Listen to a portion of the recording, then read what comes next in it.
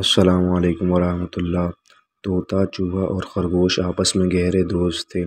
وہ تینوں مل جل کر رہتے تھے۔ خرگوش سب کے لیے کھانا پکاتا، گھر کو صاف کرتا اور سنبھالتا۔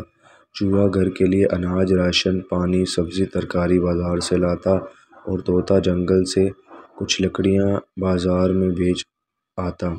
اس طرح تینوں خوب محنت اور مشقت کرتے اور خوشی خوشی رہتے۔ ان کی یہ گہری دوستی اور میل ملاپ پڑوس میں رہنے والی لومڑی کو ایک آنکھ نہ بھاتا تھا۔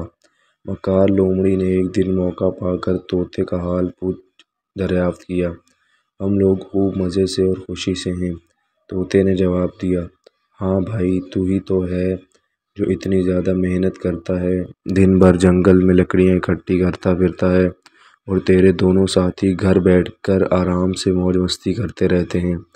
طوطے نے کہا، نہیں نہیں، وہ دونوں بھی خوب کام کرتے ہیں۔ کیا خاک کام کرتے ہیں؟ چوہا ذرا سا پانی بھر کر لاتا ہے، دوڑ کر بازار سے تھوڑی سبزی لا کر دن بھر گھر میں پڑا لیٹا رہتا ہے۔ خرگوش صبح اور شام روٹی پکا لیتا ہے اور دن بھر چوہے کے ساتھ مل کر گپ ہانکتے رہتا ہے۔ بس بے وقوف تو ہے طوطے بھائی، جو دن بھر مارا مارا پھرتا رہتا ہے، جنگل سے لکڑیوں کا گٹھا بنا کر بازار لے جاتا ہے اور اسے بیچ کر پیسے لاتا ہے۔ تجھے تو پورا دن کام کرنا پڑتا ہے۔ لومڑی نے مکاری سے کام لیتے ہوئے طوطے کو اپنے جھانسے میں لینے کی کوشش کی۔ طوطا بولا، نہیں نہیں، ایسا ہرگز نہیں ہے۔ اچھا ٹھیک ہے۔ اتنا بول کر لومڑی اپنے راستے چلی گئی اور طوطا لکڑی لینے جنگل چلا گیا۔ اس کے دل میں خیال آیا کہ لومڑی صحیح کہہ رہی ہے، کام کاج تو میں جی زیادہ کرتا ہوں۔ طوطا شام کو گھر لوٹنے کے بعد چوہے اور خرگوش سے کہا، روز روز لکڑیاں لاتے لاتے میں بہت زیادہ تھک گیا ہوں، اس لیے ہم آپس میں کام بدل لیتے ہیں۔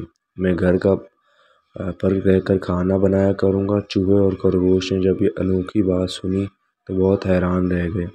پہلے تو ان دونوں نے طوطے کو منانے کی کوشش کی، لیکن جب وہ نہ مانا تو پھر چوہے نے کہا، چلو ٹھیک ہے، میں ہی جنگل سے لکڑیاں لے کر آیا کروں گا۔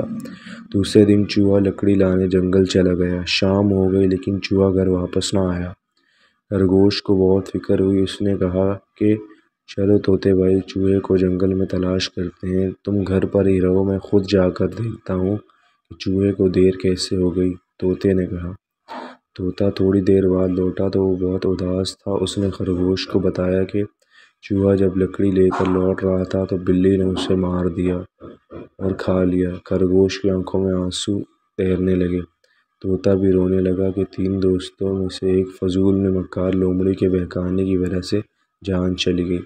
سویرے اٹھ کر طوطا خرگوش کو لومڑی کی ساری باتیں بتا کر روتے ہوئے معافی مانگنے لگا اور کہا کہ اب ہم دونوں مل جل کر رہیں گے، اور یہ وعدہ بھی کیا کہ وہ آئندہ کبھی بھی مکار لومڑی سے نہیں ملے گا۔